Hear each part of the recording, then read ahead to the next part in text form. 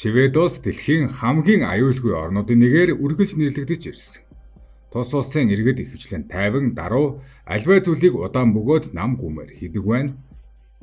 Гэвч 39 жилийн өмнө Шведийн нийслэл Стокгольм хотод ерөнхий сайд Olof Palmeg гудамжинд хөнөөсөн аимшигтай хэрэг гарчээ.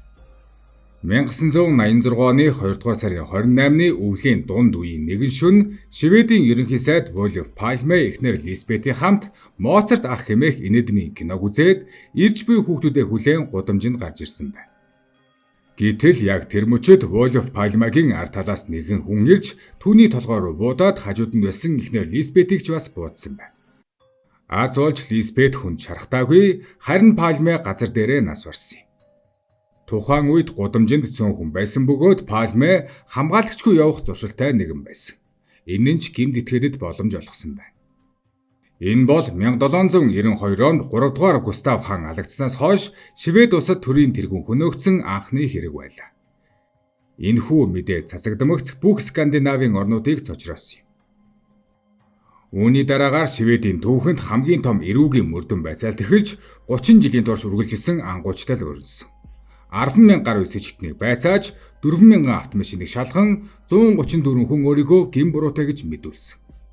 Тэр ч байтугай 29 цагдаа энэхүү хэрэгт холбогдсон боловч эцэст нь бодит гэмт буруутан олдоогүй бөгөөд жинхэнэ алуурчин өнөө хүртэл эрх чөлөөтэй байгаа билээ. Palmeгийн эхнэр Lisbeth 2018 онд нас барах хүртлээр нөхрийг нь хөнөөсөн хүн хэн болохыг мэдэлгүй хорвоог орхисон юм.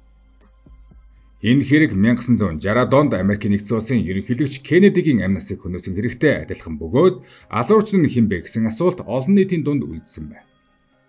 Palme бол бусад улс төрчдөөс огт өөр хүн байсан. Тэр зөвхөн өөрийн улс орны хүрээнд бус дэлхийн аль ч халуун зэг дээр гарч буй зөрчил тэмцэлд гүнзгий анхаарал хандуулдаг байсан. Вьетнам, Өмнөд Африкийн асуудалд ч тэр байр сууриа илэрхийлж шударга ёсны төлөө дугардаг нэгэн байсан. Мөн тэрээр өөрийнхөө аюулгүй байдлыг ч хайхардаггүй хүн байсан бөгөөд улс төрчдийн онцгой эрх мэдэл тусгаарлалыг эсэргүүцдэг энгийн даруй хүн байсан төдийгүй ажлын бус үед хамгаалагч авч явахыг хизээж зөвшөөрдөггүй байсан. Магадгүй тэр өөрөө хизээ нэгэн өдөр аллахын бай болохоо төсөөлөөгүй бизээ. Olof Palme 1927 оны 1-р сарын 30-нд Шведийн нийслэл Стокгольм хотод нэр хүндтэй гэр бүлд төрсөн. Багасаа биеийн сул өвчнөд амархан өртдөг байсан ч авиас чадвар өндөр хүү байлаа.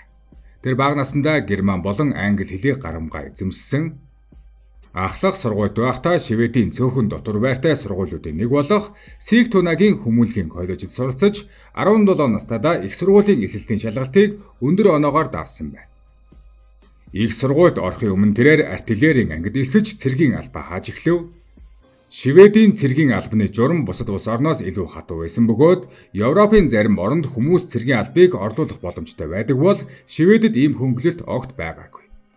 2 жилийн дараа цэргийн албанаас халагдсны дараа тэр Америкт ирж Ohio мужийн Kennan коллежид суралцсан бакалаврын зэрэг авсан.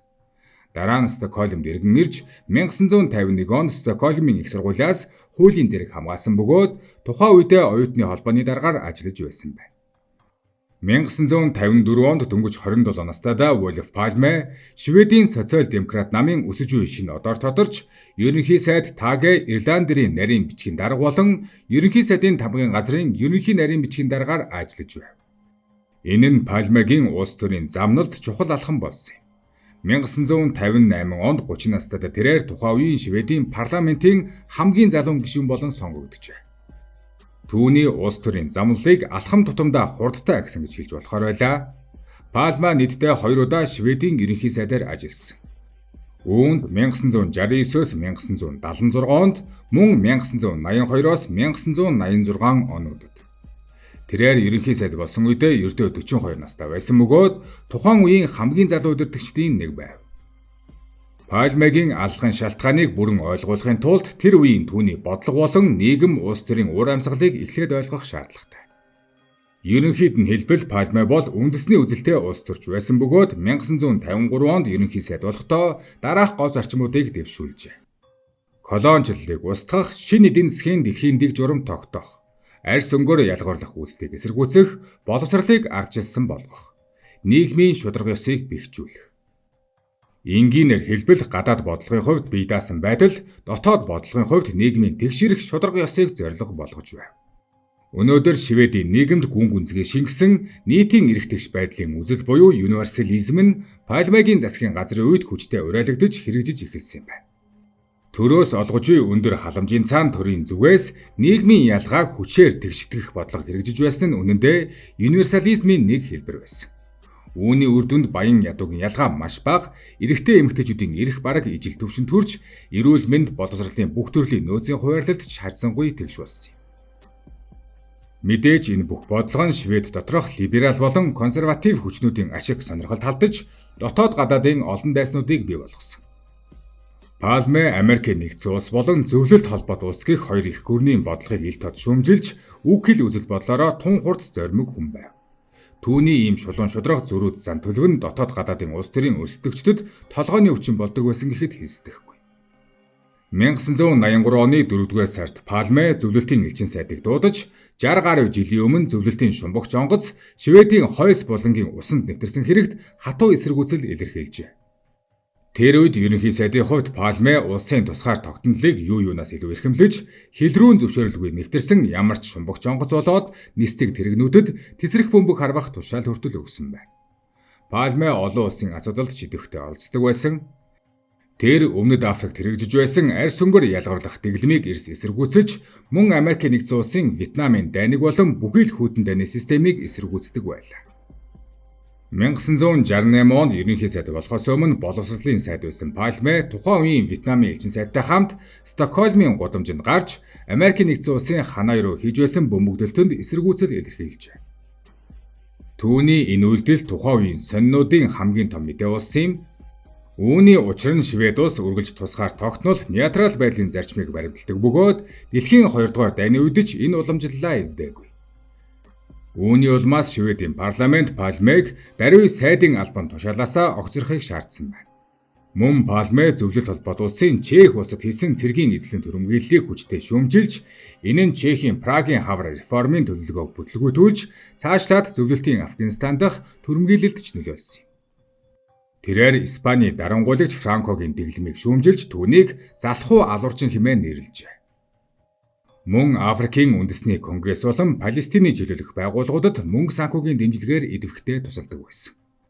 Түүнчлэн Иран ба Иракийн дайн дахь зуучлалын үрийг гүйцэтгэж, хоёр улсын хоорондын зөрчлийг тайвшруулахад оролцож байжээ. Пальмегийн аллагад олон улсын хэмжээнд олон таамаг хуйлдааны онолууд гарч ирэх шалтгаан болсон юм. Тухайн үед хоёр гол сэжигтэн байсан бөгөөд хамгийн их сэжилэгдсэн нь Стиг Энстрём байлаа. Тэрээр буудлагын клубын гишүүн, гэмт хэрэг гарсан газрын ойролцоох даатгалын компанид ажилладаг Пальме ба түүний улс төрийн үзэл бодлыг эсэргүүцдэг нэгэн байлаа. Гэвч нотлох баримт дутмаг түүний мэдүүлэг зөрчилтэй байсан тул цагдаа нар түүнийг найдвартай бус сэжигтэн гэж дүүгэсэн бөгөөд харин 2000 онд Энстрём амиа югүйтгэжээ. Ингэснээр энэ мөрдлөгийг нэгсэж үр тасалдсан нөгөө сэжигтэн нь Патерсон хэмээх хүн байсан. Тухайн үед эхнэр Лизбет Патерсоныг алуурчин хэмээн таньсан юм. Гисэн хэдий ч хэдхэн сарын дараа Патерсоныг нотлох баримт дутмаг үхлийн хэрэгт ашигласан буун олдоогүй гэх үндэслэлээр давж заалдах шатны шүүхээс суллажээ. Хачиргалтай нь Патерсон энэ хугацаанд ойролцоогоор $50,000 нөхөн олгор хүртсэн байдаг. Тэрээр 2004 онд нас барсан. Ингэснээр Пальмегийн аллага эцэст нь шийдэгдэхгүй хэрэг болон үлдсэн юм. Ингэснээр Стокгольмын прокурорын газар 30 жил дамнан мөрдсөн Пальмегийн аллагын мөрдөн байцаалтыг албан ёсоор хаасан гэж мэдэгджээ.